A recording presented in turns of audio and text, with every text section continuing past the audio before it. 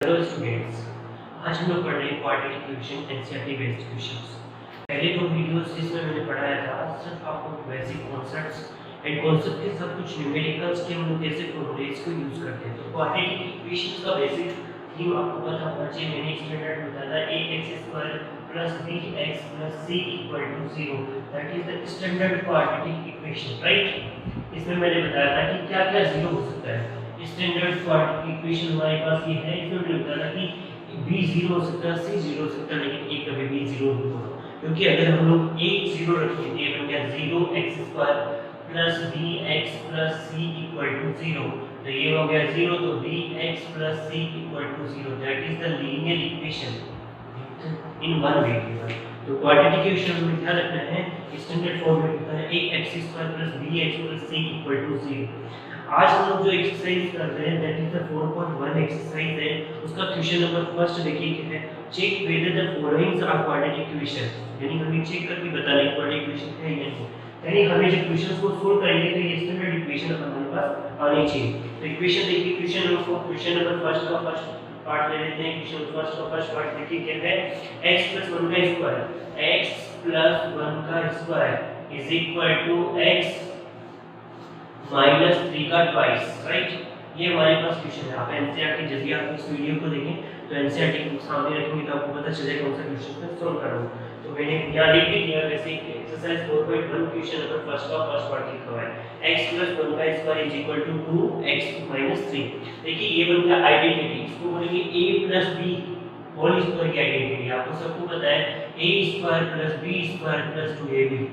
कोई प्रॉब्लम, कुछ बच्चे ये कहते हैं कि नहीं सर a² + 2ab + b² दोनों ही राइट है, बस हमें साइन का ध्यान रखना है। यहाँ पॉजिटिव साइन में कोई प्रॉब्लम नहीं है, जब नेगेटिव साइन होता है तो भी हमें ये ध्यान रखना है, सिर्फ हमें साइन चेंज करना है। जैसे मैंने कहा कि a - b होल स्क्वायर, तो हम क्या लिख सकते हैं इसको a² - 2ab + b²।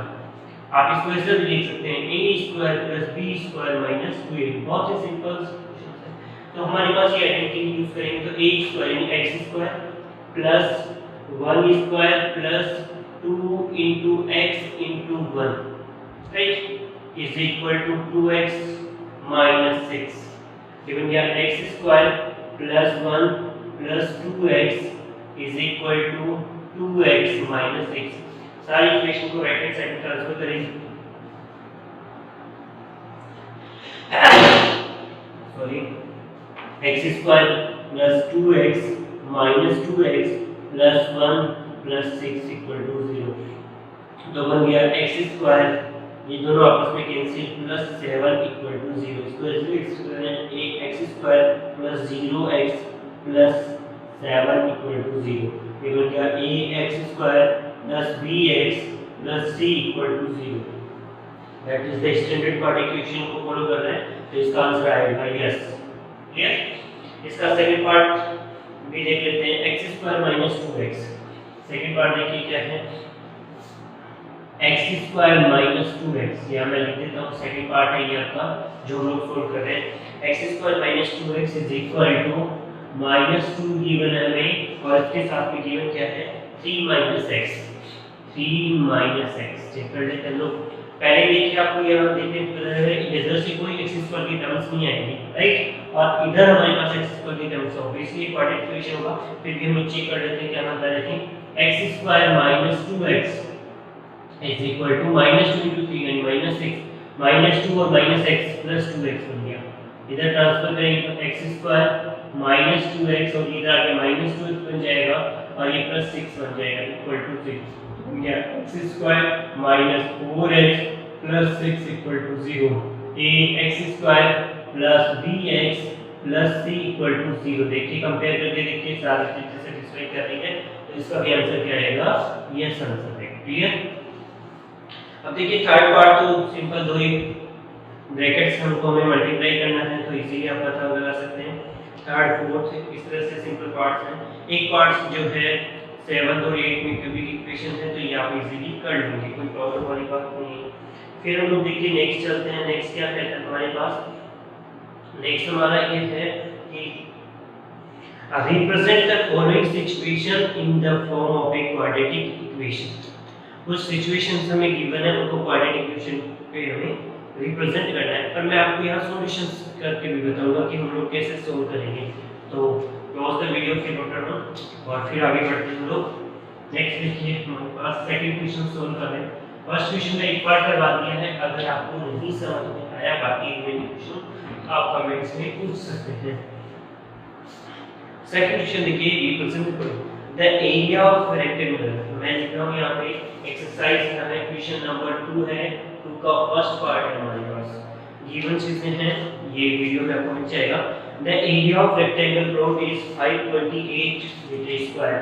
Area of rectangle plot is equal to 528 metre square. ये हमें गिवन है, जो गिवन है वो मैं लिख लेता हूँ। And the length of the plot, length is equal to, length of the plot is 1 more than, यानी प्लस 1 कर देते हैं, 1 more than twice of it, यानी 2b। क्लियर? ये स्टैंडर्ड इक्वेशन हमें ध्यान रखनी है क्योंकि यही इक्वेशन हमारी यूज आने वाली है, राइट? तो हमें लेंथ हम चेक कर लेते हैं कि एरिया ऑफ रेक्टेंगल प्लॉट होता है, area is equal to L B होता है। ये गिवन है 528 इज इक्वल टू एल। अभी इसका कुछ नहीं करेंगे हम लोग। देखिए सबसे पहले सपोज करते हैं let b is x, unit के साथ लिखेंगे तो हमारे वेक्टर bx है, तो हमारे पास l कितना आ गया, l इज इक्वल टू, यहाँ पे b की जगह x पुट कर देते तो ये हो गया 2x + 1, राइट? अब दोनों की इक्वेशन यहां पुट करते हैं। lb इज इक्वल टू दे रखा है 528, l हमारे पास है 2x + 1 और b हमारे पास कितना है, bx है, इज इक्वल टू 528। मल्टीप्लाई करेंगे तो बन गया 2x² प्लस, इसको इससे मल्टीप्लाई करेंगे 2x² और 1 से मल्टीप्लाई करेंगे तो क्या आ जाएगा, x is equal to 528। Arrange कर लेते हैं इसको, तो ये बन गया हमारे पास 2x² plus x minus 528 equal to 0, right? ये स्टैंडर्ड पार्ट की इक्वेशन आगे लिखिए, ax² plus bx plus c equal to 0। Compare करेंगे तो a is equal to 2, b is equal to 1 और c इज इक्वल टू -28। हमारा क्वेश्चन यहाँ तक सॉल्व हो गया है। आप कैसे भी करके इसके रूट्स फाइंड कर सकते हैं, उसके लिए भी हम लोग देख लेते हैं रूट्स कैसे फाइंड करते हैं। 528 को मल्टीप्लाई करेंगे 2 से तो 1056 बनेगा, राइट? राइट है, 1056 बनेगा। अब इसके प्राइम फैक्टराइजेशन निकाल लेते हैं। सबसे पहले 2 की टेबल से मल्टीप्लाई किया हमने, 2 से दिया तो ये 528 बन गया। अगेन 2 से करेंगे तो 26 और 264। अगेन 2 की टेबल से 132, अगेन 2 की टेबल से कितना बन गया, सॉरी 6 और 6।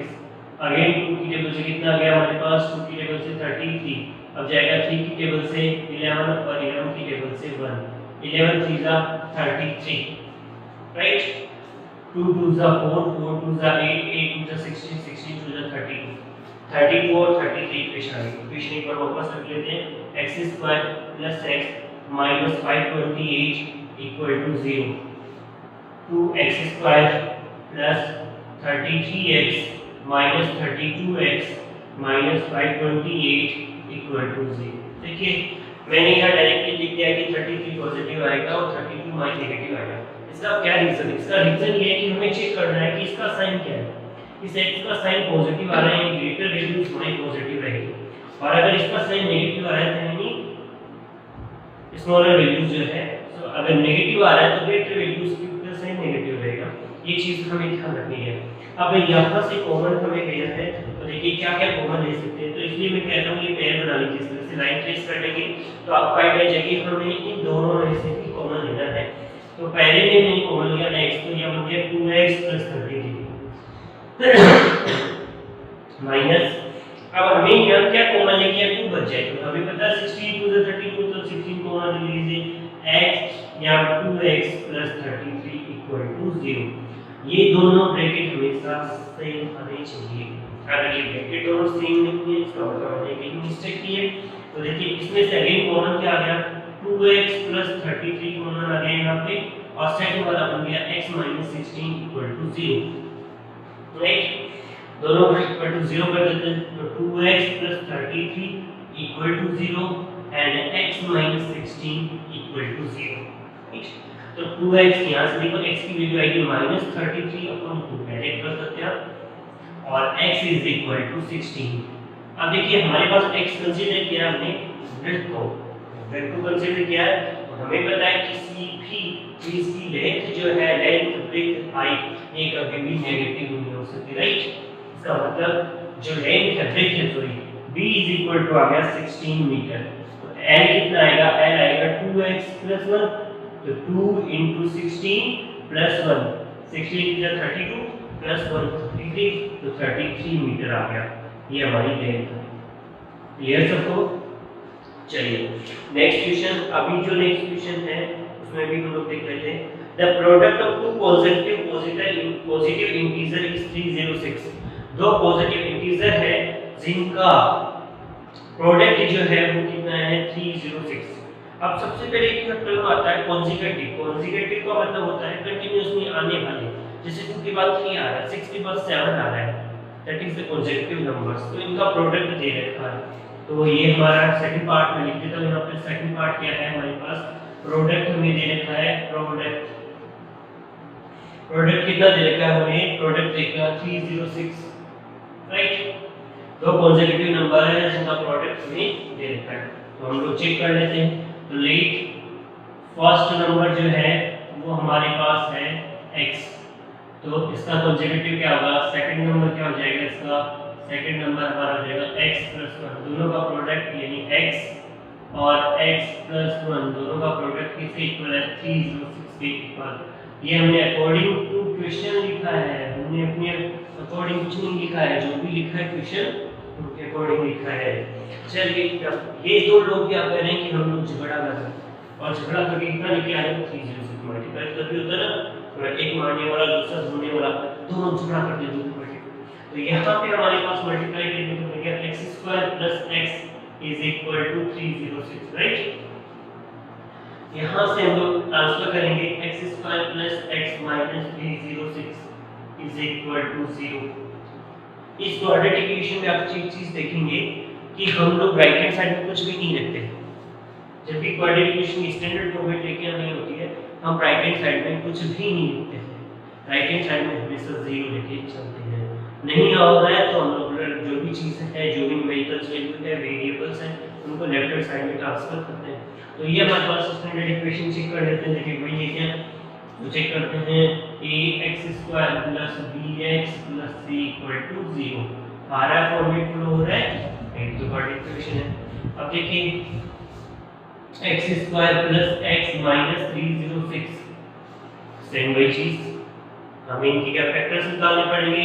तो फैक्टर्स यहाँ तक आपका क्वेश्चन शुरू हो गया है, पर हम थोड़ा सा एक्स्ट्रा करेंगे ताकि कुछ चीज़ें यही क्लियर हो जाए, ताकि नेक्स्ट एक्सरसाइज जब भी हम लोग करें तो हमें एकदम सडनली कोई प्रेशर नहीं है कि हाँ क्या हो गया, सडनली क्या हो गया, तो उस चीज़ को देखेंगे। तो 306 हमारे पास है, 2 की टेबल से करेंगे तो ये 15 हो गया, ये 3 होगा, 250, अगेन 3 की टेबल से 51, अगेन 3 की टेबल से 17 और अगेन 17 की टेबल से 1, राइट। तो 3 3 9 9 2 18 और 17 आ गया। तो हम लोग इसको पुट कर लेते हैं। देखिए क्या लिखा हमने लिखा है x²। अभी देखो बड़ी वैल्यू किसकी 18 है, तो वो 18 पॉजिटिव में x² + 18x minus 17x minus 306 equal to 0। यहाँ से क्या कॉमन आ रहा है, यहाँ से कॉमन आ रहा है हमारे पास x कॉमन आ रहा है, तो x + 18 माइनस यहाँ से 17 कॉमन है, x + 18 equal to 0। Again common क्या आ रहा है, x + 18 कॉमन आ रहा है, तो x + 18 और x - 17 इक्वल टू 0। तो x + 18 equal to 0 and x - 17 equal to 0। तो x इज इक्वल टू -80 और x is equal to -70, sorry positive 70 गलती से लिख दिया है, तो 17 आ गया। तो फर्स्ट नंबर हमारे पास जो है, फर्स्ट नंबर है वो हमारे पास 17 है, और सेकंड नंबर क्या होगा, x प्लस 1 कर देंगे तो 17 प्लस 1 यानी 18, ये दोनों नंबर्स हमारे पास। क्लियर? चलिए नेक्स्ट क्वेश्चन। अब हम दोनों क्वेश्चन जो है वो सिर्फ और सिर्फ इक्वेशंस बनाएंगे, में मेथड्स बता दिया है कि आप कैसे सोल्व कर सकते हैं, सारा मेथड्स मैंने बता दिया है, तो आप उस चीज़ों को खुद सॉल्व करके बताएंगे हमारे पास।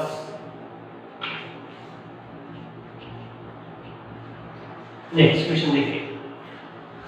Rohan's mother is 26 older than him. The product of their age 3 years from now will be 360. We would like to find Rohan present age, right? ये प्रॉब्लम नहीं है। देखिए ये हमारे पास क्वेश्चन नंबर 2 का जो है वो थर्ड पार्ट है। क्वेश्चन नंबर 2 का थर्ड पार्ट है। दो पर्सन हैं, एक रोहन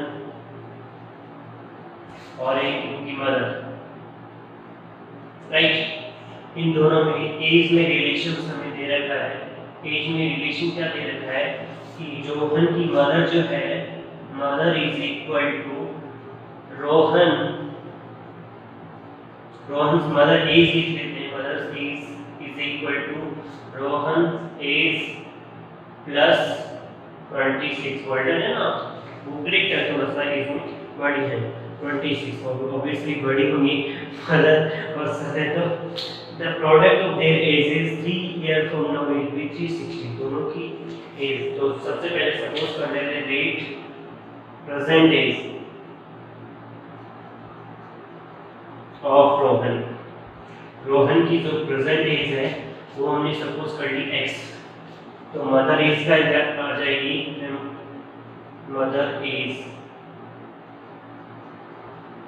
इज इक्वल टू क्या होगा, देखो मदर एज क्या होगी, x plus 26, so उनसे 26 older है, greater older than him। The product of their age is 3 years from now, 3 year from now। आज से 3 साल बाद, आज से 3 साल बाद ऐसे ही होगा जैसे आज अगर मैं 27 का हूँ, 3 साल बाद कितना होगा 30 का, यानी 3 साल इंक्रीज कर दिया। तो रोहन की एज क्या हो जाएगी, रोहन एज हो जाएगी हमारे पास x plus 3, और मदर एज क्या हो जाएगी, मदर्स एज हो जाएगी हमारे पास x plus 26 तो पहले थी और प्लस 3 एज होगी, तो बन गया x plus कितना होगा 29। क्लियर? चलिए अब हमें अकॉर्डिंग टू क्वेश्चंस चलना है। अकॉर्डिंग टू क्वेश्चंस क्या कहता है कि दोनों की प्रोडक्ट कितना है हमारे पास 360 है। प्रोडक्ट हो गया, एक हो गया x plus 3 एंड सेकंड वाला हो गया x plus 29 is equal to कितना दे रखा है 360। आपको ये बनी क्वाड्रेटिक इक्वेशन आ गई। अब आप एक ही सही पढ़े, ये अभी आ रही है, जब हम दोनों इक्वेशंस को मल्टीप्लाई करेंगे तो हमें एग्जैक्ट वैल्यू पता चलेगी क्वाड्रेटिक इक्वेशन इस फॉर्म में। तो चलिए देख लेते हैं। ये बन गया x² plus 29x plus 3x plus 87 हो गया is equal to 360। क्लियर?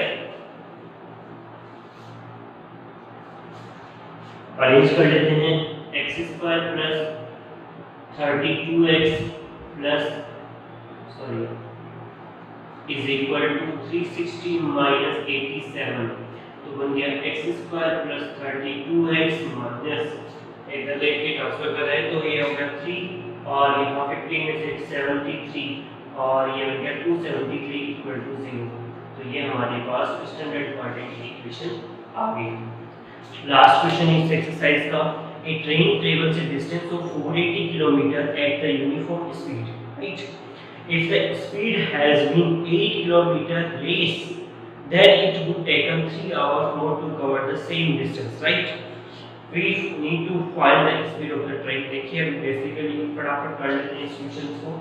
ये हमारे पास एक्चुअली टाइम बेस्ड क्वेश्चन है। Time is equal to the distance upon speed, इस फॉर्मूले को याद करना है। क्वेश्चन नंबर 4 है, मैं लिख देता हूं यहां पे क्वेश्चन नंबर 4।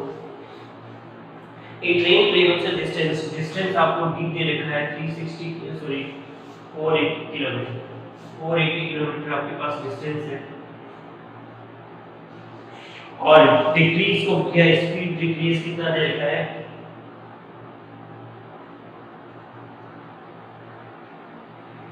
डिक्रीज हमें दे रखा है। स्पीड पे डिक्रीमेंट जो है वो हमें दे रखा है 8 kilometre per hour decrease, right. ये डिक्रीज यानी पहले कुछ स्पीड थी और उसके बाद उसको डिक्रीज किया गया, राइट। तो सबसे पहले हम लोग t1 निकालते हैं। t1 इज इक्वल टू, सबसे पहले सपोज करते हैं let speed of the train. देखिए यहाँ पे हमें किलोमीटर पर आवर, तो हम लोग उसी हिसाब से लेंगे x किलोमीटर पर आवर। इस बार बस स्पीड होगी। अब स्पीड हमारे पास आ गई, तो टाइम क्या था? Distance upon speed. स्पीड है, डिस्टेंस आपकी यूनिट है और स्पीड है x। ये आपका फर्स्ट टाइप है। अब सेकंड देखिए t2। t2 क्या होगा? अभी क्या डिस्टेंस तो सेम है, सेम डिस्टेंस ट्रेवल कर रहा है, राइट। पर स्पीड को हमें क्या कर दिया गया है? स्पीड को हमने 8 किलोमीटर पर आवर डिक्रीज कर दिया गया। ये बहुत इंपॉर्टेंट है, 8 किलोमीटर पर आवर डिक्रीज। इसको मतलब पहले 50 थी, उसमें से 1 कम कर दें, कितना होगा? 42, राइट। अब पहले x की अब 8 करेंगे, x माइनस 8। अब देखिए, अब दोनों टाइम का डिफरेंस हमें गिवन है 3 आवर्स। अब हमें डिसाइड करना है कि t2 t1 करेंगे या t1 t2 करेंगे। तो देखिए पहले स्पीड ज्यादा थी, टाइम कम लगेगा। अब स्पीड कम होगी तो टाइम ज्यादा लगेगा। तो डिफरेंस हमें गिवन है, अकॉर्डिंग टू क्वेश्चंस हमें गिवन है t2 t1 is equal to 3 hours. दोनों के टाइम फर्स्ट यूज कर लेते हैं 480 upon x minus 8 minus 480 upon x is equal to 3। LCM ले लेते हैं। कुछ बच्चे भी अलजेब्रा में इसकी प्रॉब्लम्स आती है कि वो डिसाइड नहीं कर पाते कि अलजेब्रा में एलसीएम कैसे लेना है।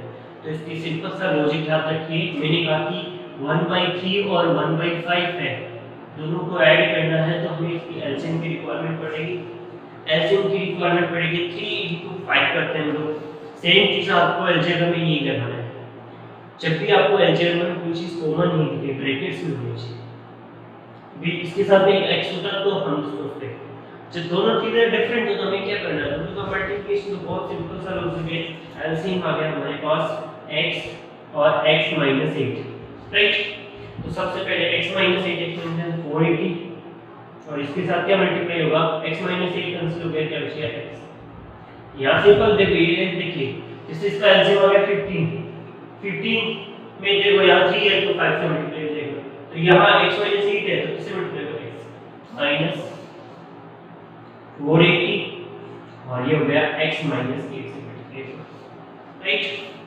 सॉल्व कर देते हैं। इज इक्वल टू में हमारे पास कितना गिवन है? 3 गिवन है। तो देखिए क्या बन गया हमारे पास?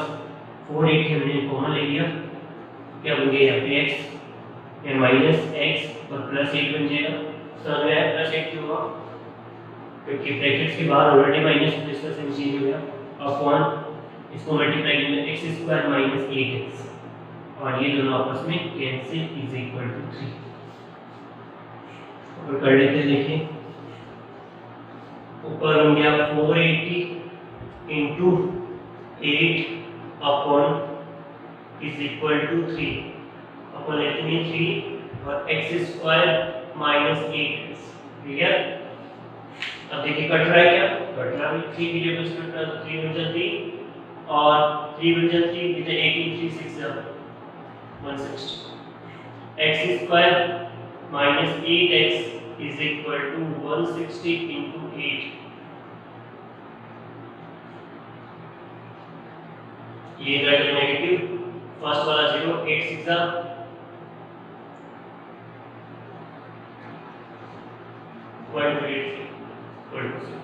ये आ गया किसे क्वाड्रेटिक। बस आप इसको भी क्या करेंगे? इजीली फैक्टराइज करेंगे, उसी को इंक्लूड करेंगे। नेक्स्ट जो है वो नेक्स्ट टाइम हम लोग पढ़ेंगे एक्सरसाइज 4.2। 4.2 जो एक्सरसाइज है वो हमारी कहते हैं solution of quadratic equation by factorisation. बहुत ही सिंपल है, जो 8th क्लास से भी आप करते आ रहे हैं। जैसे मैंने फर्स्ट और सेकंड क्वेश्चन जिस तरह से सॉल्व किया था, that is the basic factorisation. Okay, thank you so much.